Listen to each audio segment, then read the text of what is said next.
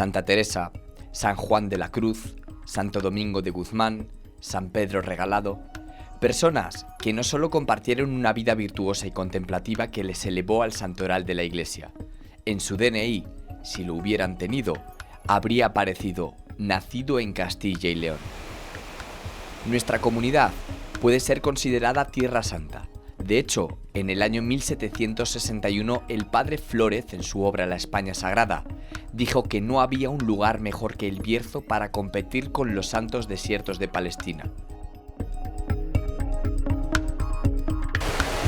Y no es para menos, porque este es el lugar que eremitas y santos escogieron para retirarse a la vida contemplativa. Esto es Santiago de Peñalba.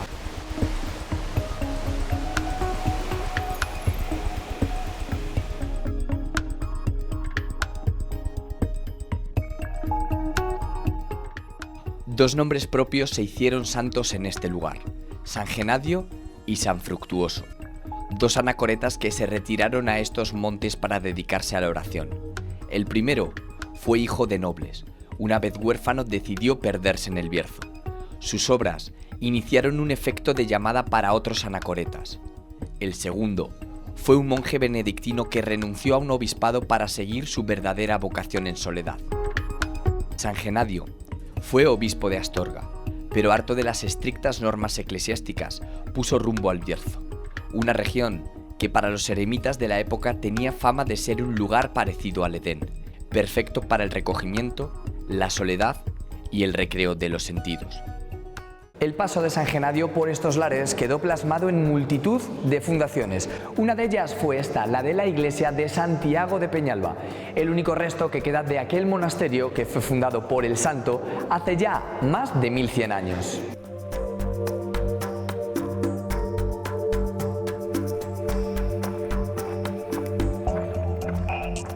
Susana, estamos en un templo milenario y que detrás tenemos a San Genadio. ¿Qué relación guarda esta joya con el santo?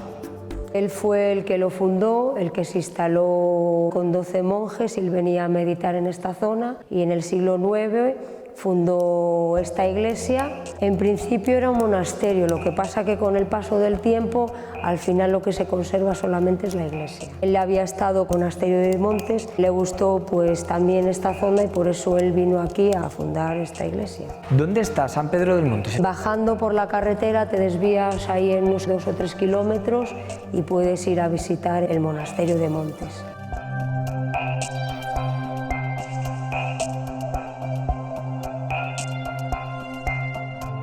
¿Qué es lo que más llama la atención de aquí?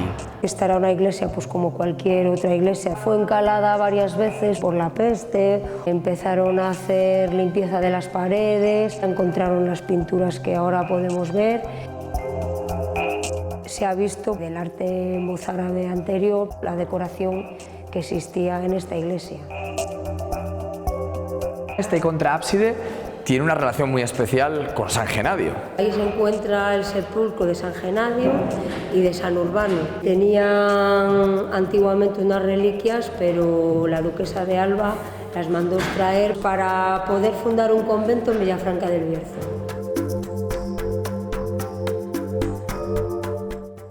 San Fructuoso y San Genadio fueron los pioneros de la Tebaida berciana, una pequeña avanzadilla.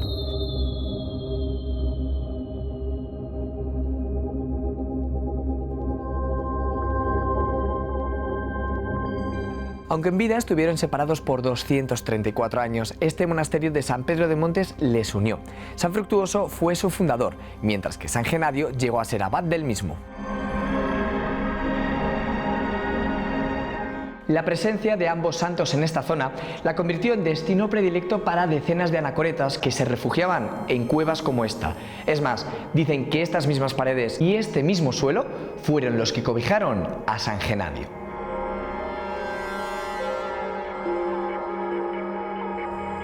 Susana, este es el punto final y punto central de la vida de San Genadio en torno a este Valle del Silencio, ¿no? Nos encontramos en el lugar donde San Genadio vino pues a meditar. Yo creo que es un poco un lugar mágico, que San Genadio se lo encontró ya aquí el hueco tal cual está, y la gente pues ahora cuando viene, para ellos es un lugar un poco especial, ponen sus velas, escriben ahí pues algún mensaje. Suele haber una fiesta de San Genadio en la cual los del pueblo vienen hasta aquí, que antiguamente traían el santo hasta aquí y después lo volvían al pueblo. Todo el mundo nos sentimos orgullosos pues de que una persona vino aquí por primera vez y se quedó aquí, porque este lugar y estos paisajes son algo singular.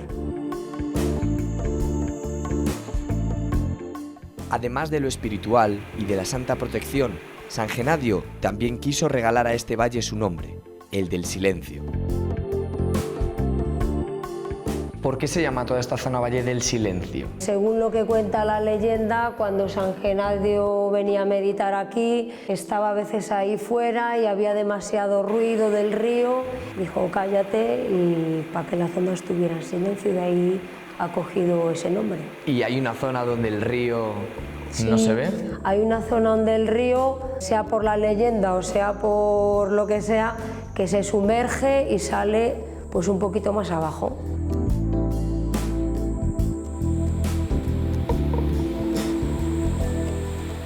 La pertenencia de un santo a un lugar o una aparición divina han sido vitales para la supervivencia de muchas localidades, pero también han servido para legitimar y engrandecer a reyes.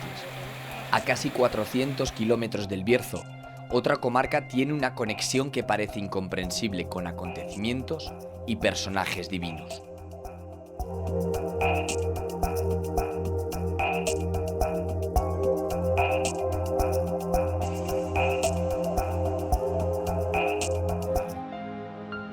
En el año 722, un bravo guerrero consiguió con tan solo 300 hombres derrotar en Asturias al ejército musulmán y comenzar así la famosa reconquista de España. Todo gracias a una virgen que se apareció. Su nombre, Covadonga. Toda la historia sobre el épico episodio ha llegado a nosotros gracias a la crónica de Alfonso III, obra cuyo original desapareció, pero que fue copiado por la Crónica Rotense, copia encargada por el último rey de los Astures y el primer rey de los leoneses. Pretendía enlazar la historia del desaparecido reino visigodo con el reino de Asturias y así ensalzar los valores del bravo pueblo asturiano.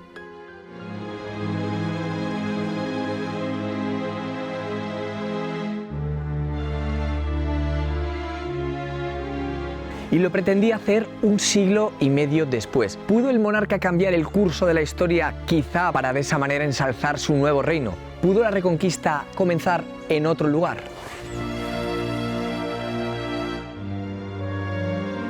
Muchas de estas preguntas han nacido en Las Merindades, comarca situada al norte de Burgos y que siglos atrás fue la primera línea de defensa de los pueblos del norte de la península. Un lugar clave en la Reconquista y que a diferencia de Asturias sí que mantiene vestigios arqueológicos de aquellas importantes batallas. Es el caso del Castillo de Tedeja.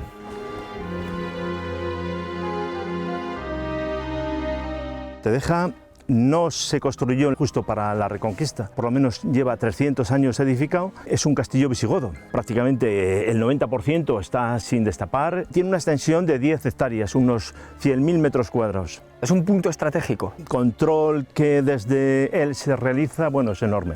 Es el inicio de la Sierra de la Tesla, en el borde del río Ebro, justo en ese picón. Está situado, se domina prácticamente todas las merindades, la entrada por Sobrón, la entrada de Losa, la entrada de la Bureba. ¿Quiénes fueron los personajes de este castillo? Los nombres clave. Está la leyenda del duque don Pedro de Cantabria, que está enterrado en la ermita de Santa María de los Reyes Godos. Fue una especie de príncipe de los visigodos, personaje importante dentro de esta historia. Fue con sus hijos los que estuvieron haciendo las primeras batallas contra los musulmanes. Este es el desfiladero de la Horadada, uno de los puntos clave en el avance musulmán hacia el norte. Todas las descripciones que hay de los historiadores árabes hablan de Álava y Alquile, Castilla, ¿no? Esta sería la entrada importante, sobre todo de cara a las merindades. Podría ser, por tanto, uno de los lugares donde se registrará una gran batalla.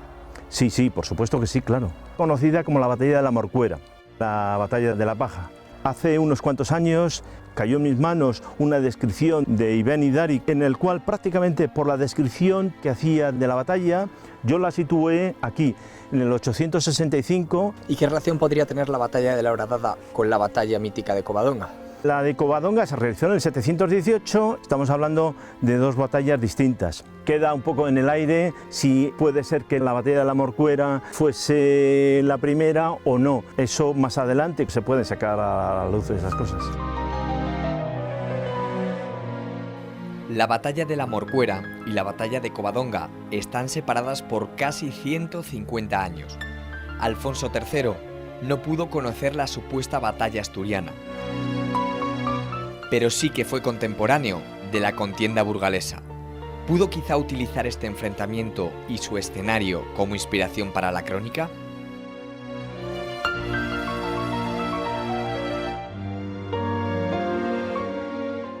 El códice no solamente habla de Pelayo y la batalla, también habla de los escenarios donde teóricamente se produjo. En el códice se habla de una cueva de la que sale un gran río conocido como el Lena.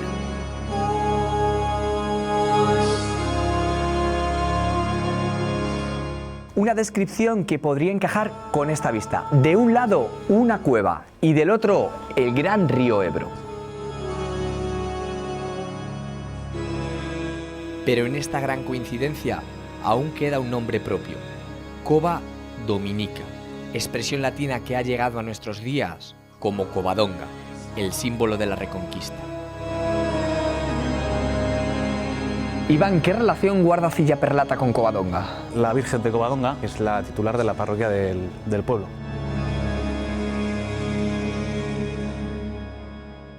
¿Desde cuándo está en Cilla Perlata? El monasterio benedictino de San Juan de la Hoz era el propietario de la Virgen. Cuando llegó la desamortización de Mendizábal, el monasterio quedó en ruina y entonces se trasladó la imagen a la parroquia del pueblo de Cilla Perlata. Y desde aquel día ha cogido el nombre de la titularidad de la Virgen de Covadonga, lo que era antes una ermita, ahora la iglesia.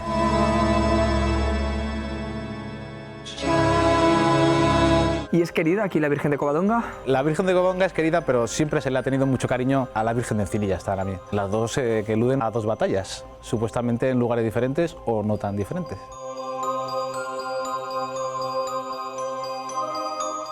La primera imagen de la Virgen de Covadonga en esta zona estuvo en un monasterio, el segundo más antiguo jamás documentado en España, del que ya había referencia 70 años después de la batalla.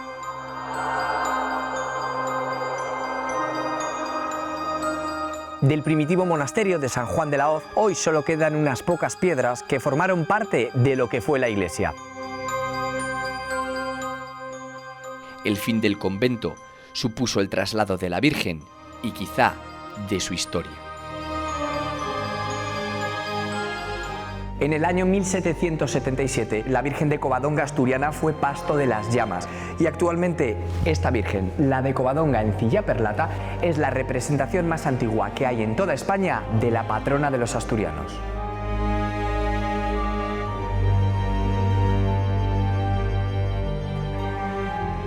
Son numerosos los asturianos que conocen el tema de la Virgen, que se pasan por aquí para conocerla y hacerle homenajes. Es el orgullo de este pueblo, la auténtica y la única, porque no existen más bajo esta advocación.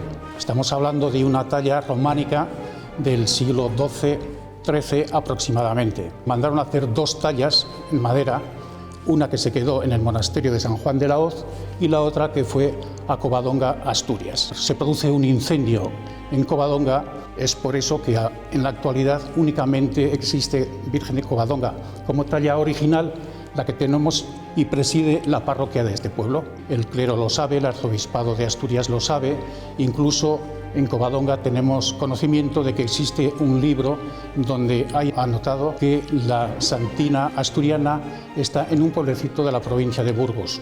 En el año 1939, el Cabildo de Asturias envía a dos canónigos a negociar con el arzobispo de Burgos el llevar esta Virgen al santuario asturiano.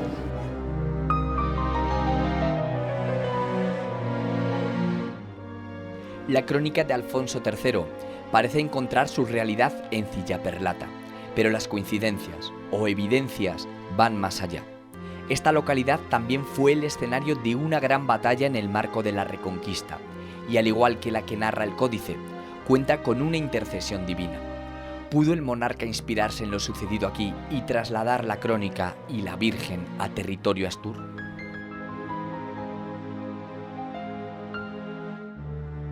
La Virgen de Encinillas, relacionada con la batalla supuestamente que hubo aquí, don Pedro de Cantabria, el señor del castillo de Tedeja, venció a los moros, 9.000 sarracenos muertos. Creo que esa batalla además tiene una intercesión divina.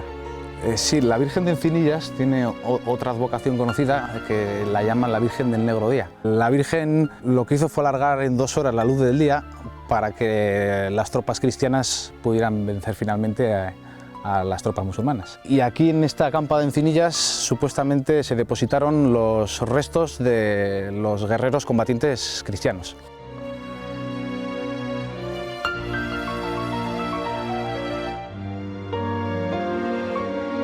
Anteriormente, en una leyenda, un temporal de viento, hubo varios pinos caídos por la zona y apareció abrazado a las raíces del árbol losas laterales de cubierta de un enterramiento y la tapa, propiamente dicha, con huesos y demás vestigios. Entonces, teníamos la leyenda, teníamos documentos escritos y ya tenemos los restos arqueológicos propiamente dicho, que es lo que data si es verdad o es mentira.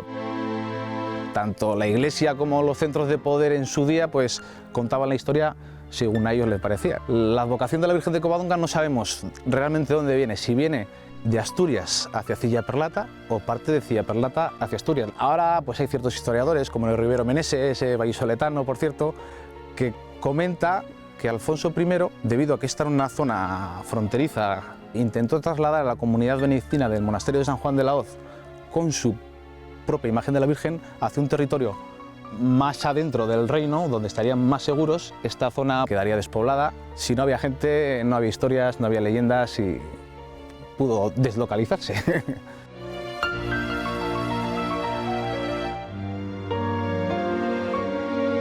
Pero el de Covadonga no es el único santo misterio que ha nacido a orillas del Ebro.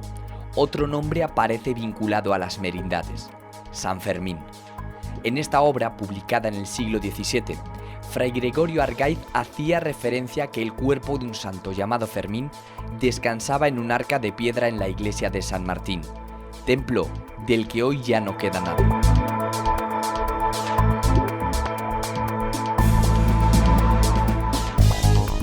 El padre Argaiz visitó Tartales de Cilla y ya en aquel momento el sacerdote de la localidad le reconoció que estos huesos, los de San Fermín, ya recibían veneración. ¿Quién podría ser ese San Fermín? ¿Cómo acabó en este lugar? ¿Desde dónde llegó hasta aquí? Algunas de estas preguntas encuentran respuesta en el desfiladero de la Horadada, el que parece ser el kilómetro cero del viaje del santo. Justo a tu espalda se encuentra el comienzo del viaje de San Fermín por tierras burgalesas, ¿no? Sí, efectivamente. Donde vemos el mojón que divide los términos de Trespaderna y Tartales de Cilla, quedan los restos de unas paredes muy antiguas, porque en un lugar de este espacio estaría el lugar de culto de San Fermín. Estaría en la cueva donde este hombre estuvo. Y en ese lugar además estaba la tumba de San Fermín. Por las referencias que hay históricas, esta ermita desaparece porque se amplía el camino real de la Horadada, el paso que daba al comercio de interior de Castilla hacia los puertos del mar. Este paso es el único acceso hacia el norte y no hay más.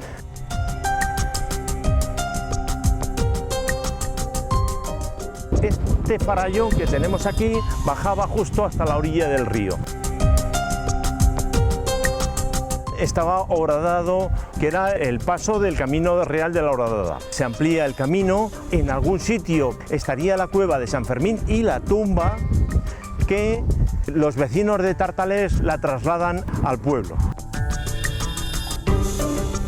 ¿Podríamos seguir ese rastro? Sí, perfectamente, no hay ningún problema. Si quieres...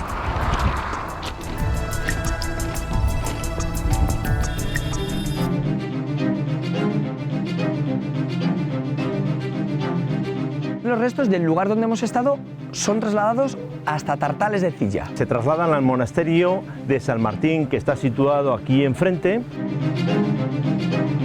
Ahora mismo está tapado todo con la vegetación, no se puede seguir ningún rastro de ese monasterio.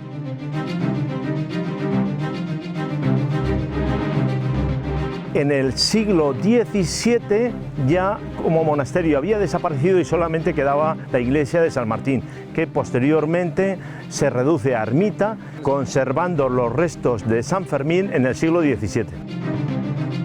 Esa ermita en el siglo XVIII desaparece. Se construye donde estamos ahora pisando y se trasladan también los restos de San Fermín hasta esta ermita. ¿Hay alguna prueba real de que toda esta historia de los restos de San Fermín es verídica? Cuando se hicieron las excavaciones de la iglesia de San Fermín, justo en este lugar donde estoy señalando, apareció los restos que quedan de la lápida de San Fermín. Se trasladaron a la iglesia actual ahora de Tartales de Cilla. Vamos.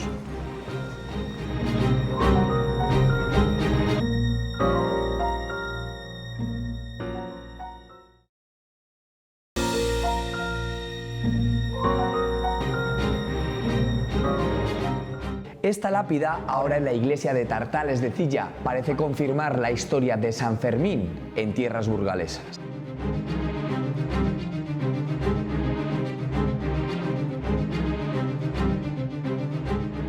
El fragmento de la tapa recuperado en el año 2008 parece ser el mismo que 340 años antes contempló y describió a la perfección Argaiz, una piedra cuyo epitafio dejaba claro que allí reposaba San Fermín.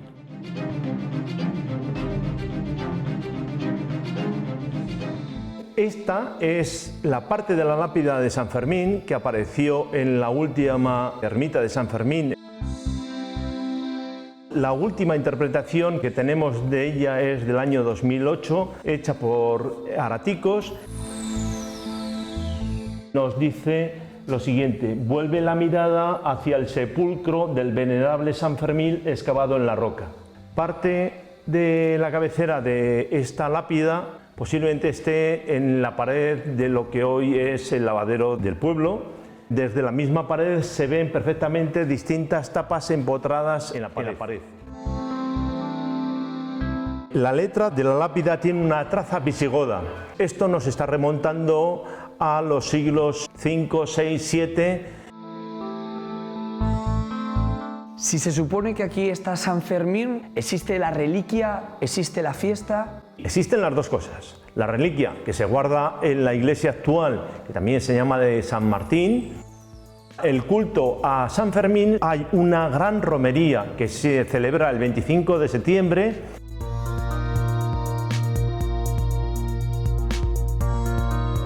¿Quién era este San Fermín? ¿Puede ser el San Fermín que todos conocemos? Eso es muy difícil aventurar quién es este San Fermín, ya que no tenemos documentación del mismo. Estamos en el aire, simplemente sabemos que es muy antiguo y nada más.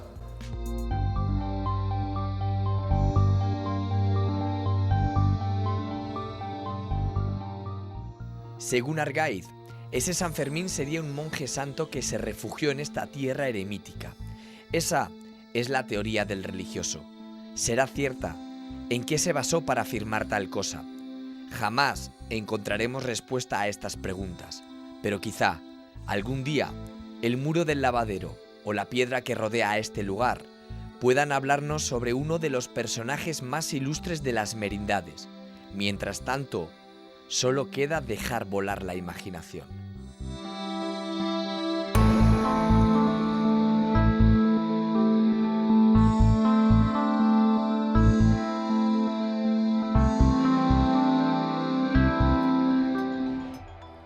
Son precisamente las reliquias como la conservada de San Fermín las que acercan al ser humano a esas vidas modélicas. La facultad protectora de las reliquias convirtió a una cuestión de fe en una necesidad imperiosa por poseer la mayor cantidad de fragmentos. No bastaba solamente con proteger los templos. Las más poderosas familias comenzaron una carrera para ganarse la intercesión divina también en su vida privada. Los santos dejaron de cuidar almas para proteger negocios y empresas.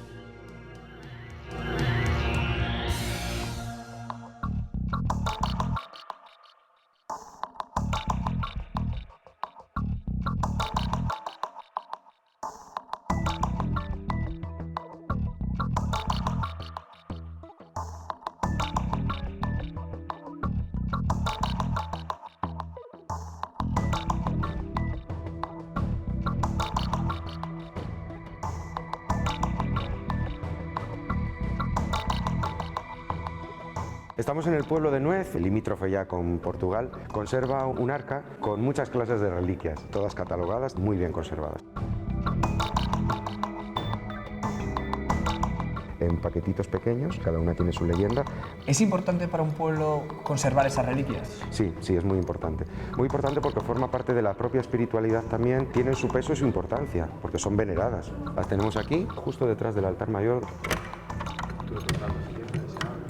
Abrimos este pequeño sagrario, una tabla maravillosa, un retablo barroco impresionante, y aquí conservamos las reliquias. ¿Te ayudo? Sí, por favor. O sea, este es el arca que contiene... Este es el arca de las reliquias. Las reliquias. Vamos por en el altar.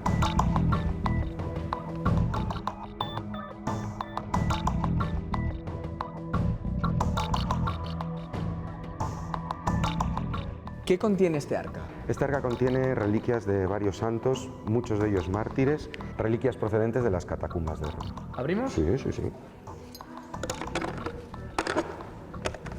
Una llave.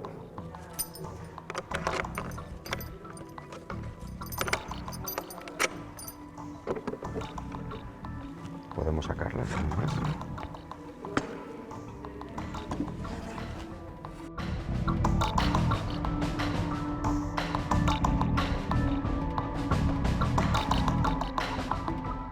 Héctor, ¿qué tipo de reliquias encontramos en este cajón de Nuez? La mayor parte de ellas son reliquias de mártires, de los 4 o 5 primeros siglos, de las primeras persecuciones. Por ejemplo, reliquia de Santa Lucía, abogada de los ojos, San Sebastián, San Fabián, otras procedentes de las catacumbas de Roma. De los bienes más preciados que tenían los cristianos en las persecuciones era recoger los cuerpos de los mártires que iban martirizando. Les dan sepultura en las entrañas de la ciudad de Roma. A partir del siglo VI, siglo VII van exportando las reliquias.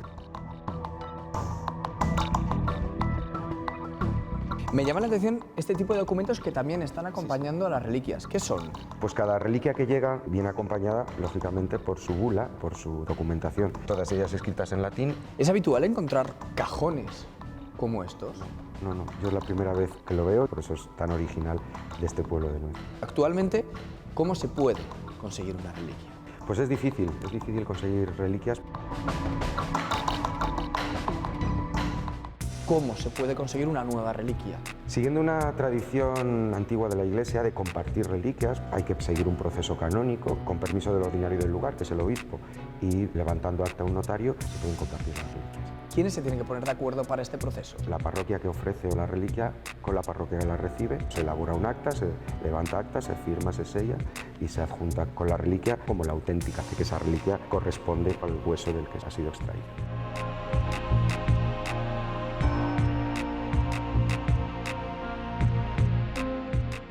¿Es posible que si yo llegara con un cheque me pudiera llevar una reliquia? Para nada, no, en absoluto. Prohibidísima la venta y la compra. Y cuando se comparte en solidaridad una reliquia, siempre es con el objetivo final de que esté a la pública veneración, nunca para hacer negocio con ellos.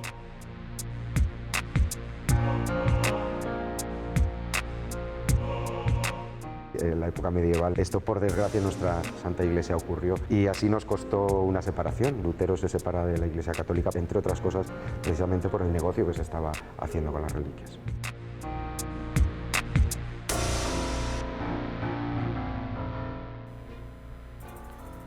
Con el paso de los siglos, los objetos se dividieron y se multiplicaron, pero no se debía a un milagro. Robos y falsificaciones crearon un cisma que puso en peligro la integridad de la Iglesia. La historia de la Cátedra de San Pedro cambió para siempre. El Papa Inocencio III se vio obligado a tomar drásticas medidas en el Concilio de Letrán precisamente para acabar con este tráfico impío. Habitualmente, las reliquias son objetos que se veneran en determinadas ocasiones, pero en determinados momentos tienen una utilidad que las convierte en objetos casi mágicos. La pequeña localidad segoviana de Caballar mantiene vivo uno de los ritos más antiguos de nuestra tierra para conjurar las lluvias. Una tradición con más de 420 años de historia, en la que la fe y la superstición unen a varios pueblos en torno a dos calaveras y una fuente cada vez que la sequía amenaza el sustento.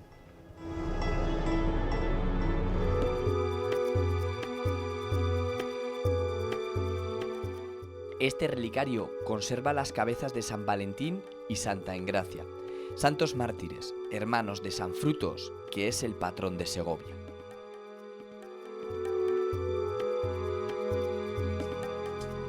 Cuentan las crónicas que ambos santos fueron decapitados y que los sarracenos pretendían que sus cabezas nunca fueran encontradas.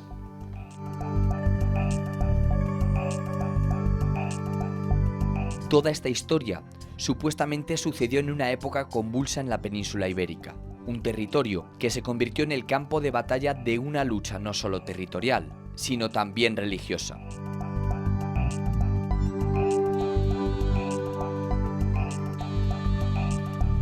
San Valentín y Santa Engracia. ¿Quiénes fueron estos santos? Se les conoce con el sobrenombre de los Santos de Caballar. Forman parte de una familia ilustre segoviana. En el seno de esa familia nació primero San Frutos. Cuando mueren los padres, les animó a abandonar el ambiente familiar, sus negocios y venirse a la soledad. Una vez muerto San Frutos, ellos vinieron aquí y junto al monasterio de San Zoilo construyeron sus dos ermitas en las cuales vivieron hasta el momento de ser martirizados.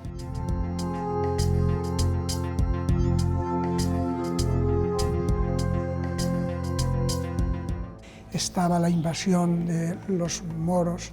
Aquellas personas que no querían convertirse les ponían fuertes impuestos. Quien ni se convertía ni tenía dinero para pagar esos impuestos, lo cortaban la cabeza.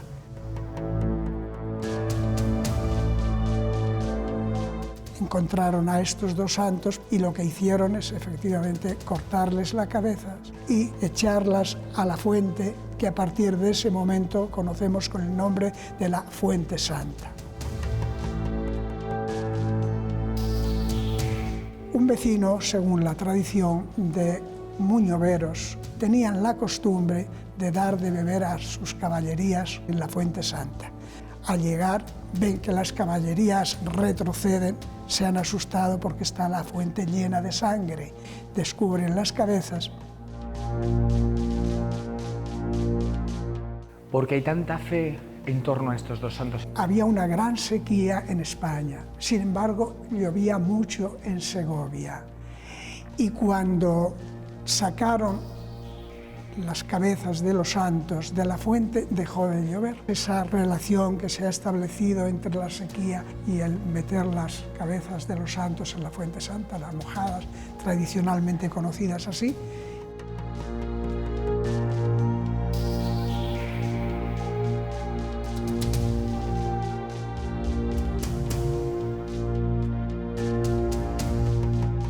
¿Qué se conserva en ese relicario? Lo que se conserva son las reliquias de los santos. En la parte de abajo, que está más completo, es el de San Valentín, y en la parte de arriba, Santa Engracia.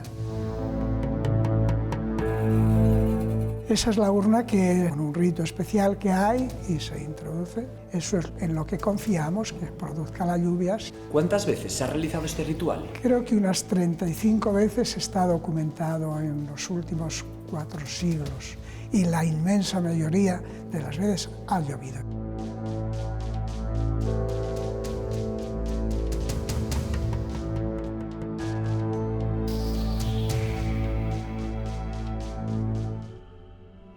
La tradición de las mojadas de Caballar ha llamado a lo largo de la historia la atención de numerosos historiadores.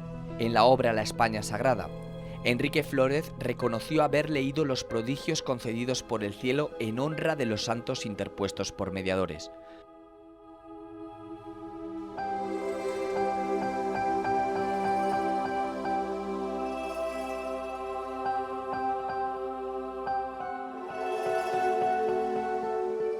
Unas rogativas en busca del ansiado agua, que han de contar con la aprobación de altas instancias eclesiásticas.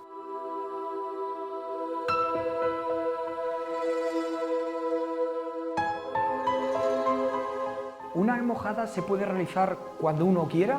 Cuando la necesidad lo exija o lo pida, a juicio de los pueblos de estas vicarías, Orégano, Pedraza, Fuentepelayo, tiene que autorizarlo el obispo de la diócesis.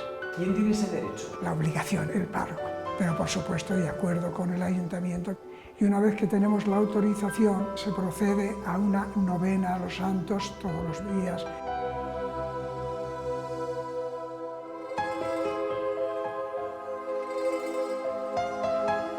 Llega el día de la mojada y aquí aparecen de todos estos pueblos con sus cruces parroquiales, sus pendones. Se procede a la procesión y llegado a la Fuente Santa se celebra allí la Eucaristía.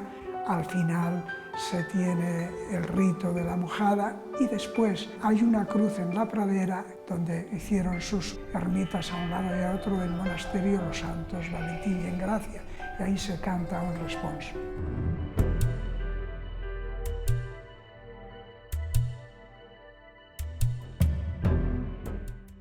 A 2 kilómetros de Caballar está el escenario de la rogativa.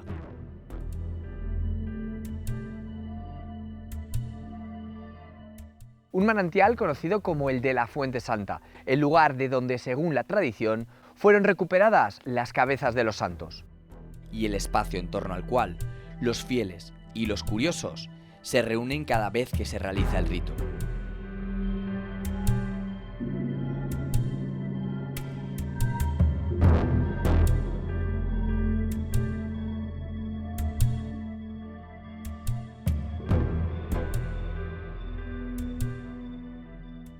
Ahora estamos en un lugar clave para entender las mojadas de Caballar.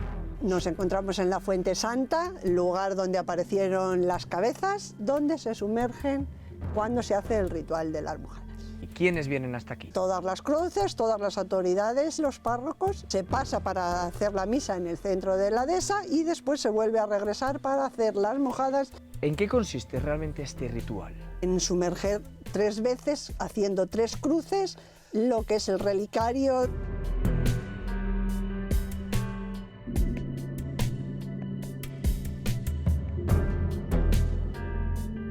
Cuando no estaba el relicario, venían las cabezas en una cesta de mimbre y esa era la que se sumergía. ¿Sucede algo cuando las cabezas se introducen en el agua? Tienen 4 orificios, la urna en la zona de Santa Engracia y otros 4 en la de San Valentín. Entra el agua. Al efecto del agua, las cabezas cambian de color y se aprecian aparentemente las venas. Es muy emocionante, es muy intenso. Cuando se realiza, esto puede haber las 4.000 personas, pero aquí hay un silencio sepulcral. La gente tiene muchísima devoción, sobre todo las personas antiguas, creen a pies juntillas. ¿Crees que se podría volver a repetir el ritual? Se tienen que dar las circunstancias adecuadas, tiene que ser una falta de agua muy grande para los animales, para los campos y para las personas. Es una sequía extrema para que se realice la mojada.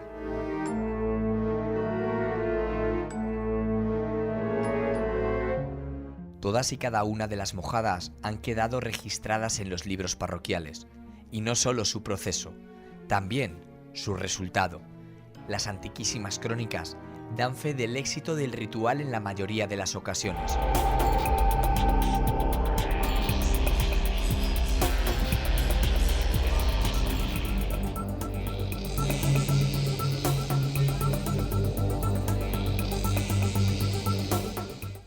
...1992 fue el año en el que se llevó a cabo la última mojada. En concreto, fueron 2. En el mes de mayo el relicario con los cráneos abandonó la iglesia de la Asunción rumbo a la Fuente Santa. La primera mojada no tuvo éxito, pero la realizada en este mismo lugar el día 24 tuvo un resultado bien distinto. Bueno, esta es la noticia que apareció en Televisión Segovia de la primera mojada del año 1992. Cada semana les ofrecíamos una noticia sobre las mojadas de Caballar a las que han recurrido el sábado los agricultores de las vicarías de Turégano, Fuente Pelayo y Pedraza a causa de la preocupante sequía que está sufriendo el campo segoviano. El acto, que comenzó a las 11:30, fue presidido por la vicaría de Turégano y duró aproximadamente 3 horas y media. A causa de la preocupante situación por la sequía del campo segoviano, los agricultores de las vicarías de Turégano, Fuente Pelayo y Pedraza han tomado como último recurso las mojadas de Caballar, a través de las cuales solicitaron la intersección de los santos San Valentín y Santa Engracia, ya que estos santos son sacados cuando la ausencia de lluvias es excesiva. Esta es la 32ª vez que se ha recurrido a las mojadas, acudiendo el último año 4.500 personas. Los actos de Caballar tuvieron lugar el sábado a las 11:30 de la mañana, siendo el acto presidido por la Vicaría de Turégano. La procesión se organizó en la iglesia de Caballar con un orden preestablecido, estando en primer lugar los pueblos pertenecientes a la Vicaría de Turégano por orden alfabético, excepto Muñoveros, que fue invitado, Turégano por ser cabeza del arciprestado y Caballar, que es el anfitrión. La procesión partió de la iglesia y se dirigió hacia la Fuente Santa. Allí se celebró la misa y se realizó la mojada de los santos, que consiste en introducir la urna con las cabezas en agua, haciendo la señal de la cruz y dando la bendición. Continuó la procesión por el lado del Prado, normalmente conocido como Prao, hasta la cruz de San Zoilo, lugar donde antes existía un convento. Con esto concluye la procesión en la iglesia donde se realiza la veneración de las reliquias. Si continúa sin llover y si la Vicaría de Pedraza lo pide, se celebrará de nuevo esta procesión, a la que acudirían 23 pueblos más pertenecientes a la Vicaría de Pedraza. Cubre, Señor, el cielo de nubes y prepara la lluvia para la tierra. Que hagan brotar hierba en los campos para los que sirven al hombre. Baña los campos de tu más excelente lluvia y se saciará la tierra del fruto de tu trabajo. Nuestro trabajo. He conocido uno de los curas, Rafa, el otro, si quieres. ¿No era el de Sotosalvos? Don Pablo no, ese era muy conocido. ¿Qué recuerdan de aquella mojada? Emoción, sin duda. Eso que dice ahí de unas 4.000 y pico personas, gran emoción, me emociona. Sí, fue muy emocionante esa mojada. Una señora que estaba arrodillada al lado de la verja, gritó agua, santos benditos, eso fue súper impresionante. Me marcó mucho, porque me hizo ver lo que es la mojada desde muy cerca. Yo lo vi desde atrás, a mí lo que más era la gran afluencia de gente que había, muchos por curiosidad, pero mucha gente muy devota, no de aquí ya, también de los pueblos de alrededor. Es algo que no se olvida. ¿La primera mojada que realizó? Sí, claro. Pasados 15 días o así, se volvió a mojar. Sí, llovió algo, pero ya no había solución para los campos. Y en la segunda mojada ya hubo menos concurrencia de gente. Para alguien de Caballar o que vive en Caballar, ¿una mojada qué supone? Mucha responsabilidad a todos los niveles, a nivel de preparativos, un trabajo muy gratificante, pero muy duro y de mucha responsabilidad. Es algo en lo que aquí nosotros creemos, entonces eso es lo máximo, que los lleguen allí a mojar, ¿no? Y que traiga la lluvia, pues al final también es una responsabilidad para la gente. ¿Tú quieres que eso suceda? ¿Es algo en lo que tú crees? Que es algo especial. Claro. Han vivido siempre con esas creencias, además siempre que las han mojado, ha llovido.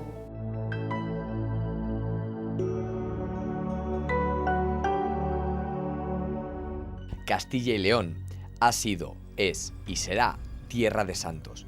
Aquellas personas de vida ejemplar forman parte de aquello que no se ve, de nuestras creencias y nuestro patrimonio más íntimo. Ellos son nuestro legado más eterno.